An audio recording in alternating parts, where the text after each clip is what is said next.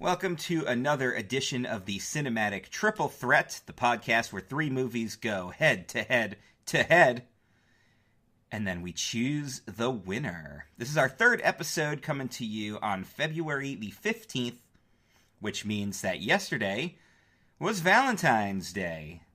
So the idea was going to be the romantic comedy genre, because, of course, romantic comedies would be the thing to watch. And we've selected three movies to review. Two of them were suggestions from my initial Facebook posting. I am Chris O'Mealy. I am your host of the Cinematic Triple Threat, and I am joined by my co-host on Club Kayfabe Wrestle Talk and our main Twitch streamer. Go to twitch.tv/CKCC Online. And you can listen and watch Dan Peck. Yep, what it do? Joining us here, and also Dan bringing you some radio episodes that you guys can tune into with Dan's Jams, Dan's Jams. Community Radio. Putting together our next episode, like today, like right after this. There you go. So happy February, everybody. We hope that you are looking forward to your romance. I'm having taco salad. I'm going to have a better time than you. Probably. But three romantic comedies that we selected here.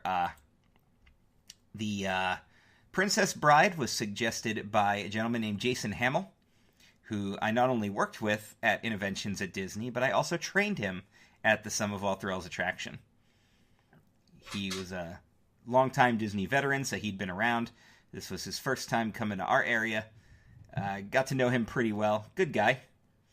When Harry Met Sally, considered to be one of the best of the genre, made it easy to select. That was another suggestion, and that came from James Clay Smith. Affectionately, we just call him Clay. Clay and I worked together at the Wizarding World of Harry Potter, and he was also roommates with my good friend Mark, who will be launching a blog. By the time you listen to this episode, it may already be out. Our second official blogger in our community. Mark's going to be doing movie reviews, so you can read about his reviews, and you can listen to our reviews, and we'll probably try to get Mark on one of these episodes here, because he's got a couple of suggestions. I think I've got him earmarked for when we do Indiana Jones, because Raiders was his suggestion. He is a Raiders guy, not of Oakland. He's actually originally from New Orleans, so he's a Saints guy, but he's a Raiders man in the indie environment. So, Groundhog Day was actually a suggestion by Dan, because, as you know, February 2nd is Groundhog Day. So I was like, it's double, because it's early February, and it's a romantic comedy. It also fits the genre, so it made sense. So we're going to actually kick things off with Groundhog Day, the Bill Murray... First one I watched, so... Yep, first one I watched as well. It is the Bill Murray comedy. It's considered a classic for not only romantic comedies, but also for Bill Murray movies. It also created a whole new subgenre of a time travel-ish subgenre that now everybody's kind of spoofed or done a version of. It's fantasy, but it's also it's reality. So low. It's so low fantasy, because the only fantasy thing about it is that the days restart for him. Pretty much, yeah. That's the only fantasy aspect of that. It's really well done. I'll admit, the first time I saw this movie, I didn't like it. And in subsequent viewings, I wasn't a big fan of it. It actually took some time to grow on me. And the last time I watched it, I can actually say that I had a really good time with it. I don't really know why that is. What didn't appeal to me now.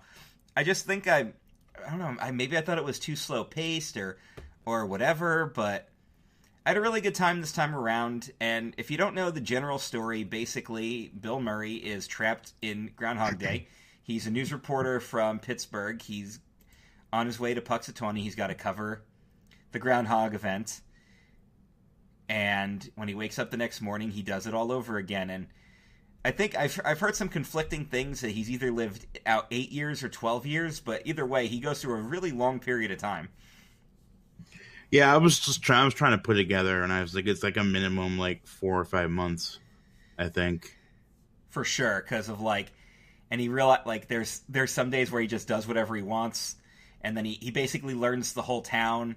So like he's able to save that kid from breaking his leg, and there's only one guy. Yeah, it becomes like an evolution of a person.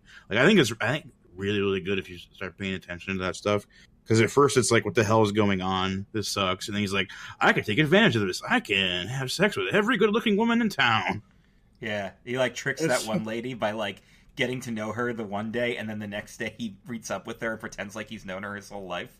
Yeah, and then he gets the part where he just starts messing around. And then he gets to the part where he's gonna try and woo Andy McDowell, and then it just keeps failing. So then he's like, okay, the only way to get out of this is to kill myself, right? And he tries to kill himself for like a month straight, and he just wakes up the next morning. And then eventually it just becomes, okay, well, I'm just going to be a nice guy. And then that's like the whole third act, is that he has to pretty much execute a perfect nice guy day. He has to help everyone, save everyone. Like he prevents the one lady from walking out on her wedding. It's very well done, and it's also it's like heartwarming and also heartbreaking, but it's also very funny. Like my favorite part is when he just flat out kidnaps the groundhog. Yeah, that's like the first time he tried to kill himself. Whenever he just grabs the groundhog and jumps in the truck, steals a truck, and because he figures that that's how he has to end it, by ending the groundhog. It's really good, and of course, once he gets out of the loop, he gets to live out the rest of his life as just a nice dude, and he gets the girl, and he gets a nice happy ending. And I read the trivia that said that they originally tried to conceive something where like an ex-lover put a curse on him, but they decided it would be more mystical to just not explain it and to just have it happen. And then just have it end. I also read something that said that they had experimented with having him wake up to discover that she was now stuck in her own time loop. But I'm glad they did what they did with it, and I'm glad they never tried to like take it too far where they couldn't where they couldn't get themselves out of it. Like they didn't write themselves into a corner with anything, which I think is pretty much the best way they could have done it. So I give this one a big thumbs up, and I want to thank you for coming up with the idea, because, like I said, in subsequent viewings I started to enjoy it more, and this time I had a really good time. Not my favorite Bill Murray movie, admittedly. So you're saying that you had to watch the movie over and over and over? Yeah, I had to live out my own Groundhog Day. Executed the perfect watch. Well, didn't they just release that Happy Death Day movie, which is like the same thing, except every day she dies, and when she wakes up she has to relive the same day and die all over again? I have no idea what the point of that movie is. Maybe it is. I'm pretty sure that's what it is. It's, until she can become immortal? Yeah. Before I Fall. What was that? Before I Fall. Before I Fall?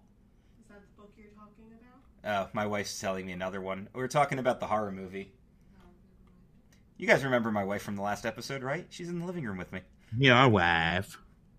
But yeah, lots of TV shows have had a Groundhog Day episode. There's like a famous episode of Supernatural where every day starts with Asia on the radio. Mm.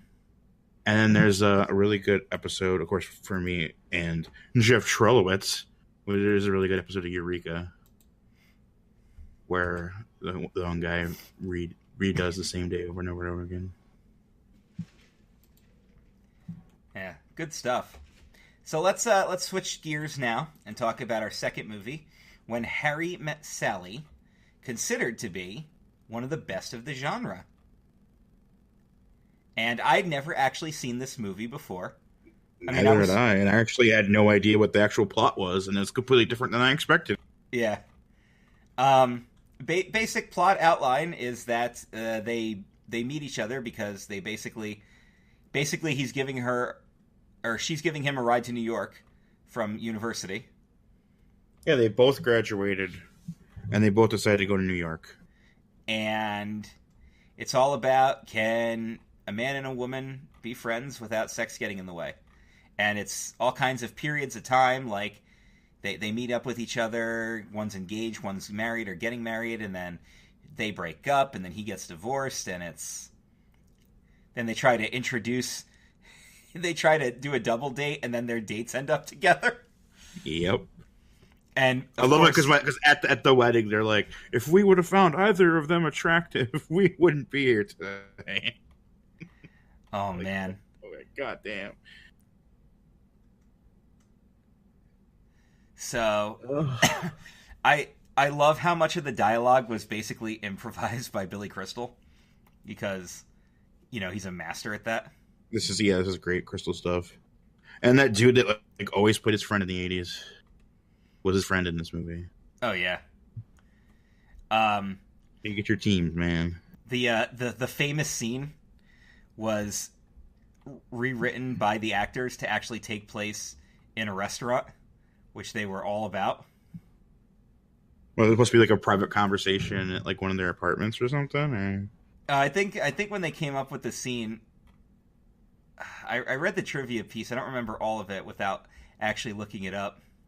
This is our first of 2 Rob Reiner films, by the way, this week. Yeah, basically. Going for full Rob Reiner. Meatbag. And a Reitman. Got some Reiners and Reitmans in there. But, meatbag. But, I love, again, it's another movie that it turns into the happy ending, but it doesn't feel cliche. In my opinion, it got itself there the right way. I also like it because it just kind of ends there. Yeah, we don't need it to go. We don't need the wedding and everything. But they become part of the documentary that they're shooting throughout the movie, where all the married couples and how long they've been together and how they met. And the old guy who can't remember anything, and his wife keeps filling in all the blanks for him. Yeah. It was really good stuff. Yeah. That's the thing is it's hard to review or talk about it, but yeah. But very good. The infamous faking the orgasm scene in the restaurant is hysterical. And my favorite piece of trivia is that not only is that line, "I'll have what she's having," considered one of the best lines in cinema, it's the highest rated line in any movie that isn't spoken by a professional actor, because it's Rob Reiner's mother. It's Linda McMahon. Basically, they just put her in there. She got to say the line, and now she's a legend for it, even though she's not an actress. Legend. Wait for it. Gary? I really like this movie. I'm very glad I watched it.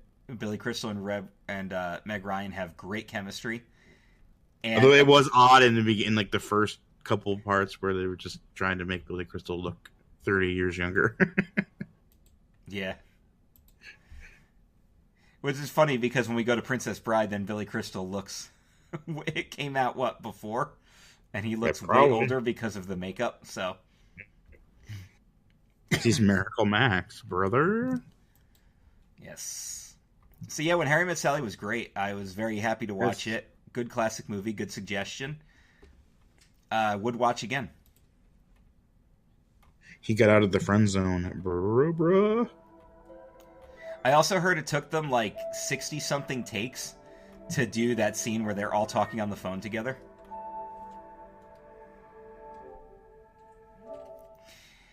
So let's switch gears here and go to The Princess Bride. It's going to be the last romantic comedy, which is, it's a book. It's a fairy tale book. It's being read to young Fred Savage by his grandpa. Grandpa Columbo. Because he's sick and he wants to read him a story, and it's all about this farm boy who disappears, and then the princess gets kidnapped, and the dread he has to make money to take care of her when they get married. Yeah, and then the dread pirate Roberts comes after the kidnappers, and best all three of them. It's the master swordsman in their own style. Yeah, the strong man, and then the battle of wits. with the Grand Negus himself. Kind of really like the last two movies. This is another movie that's got a lot of very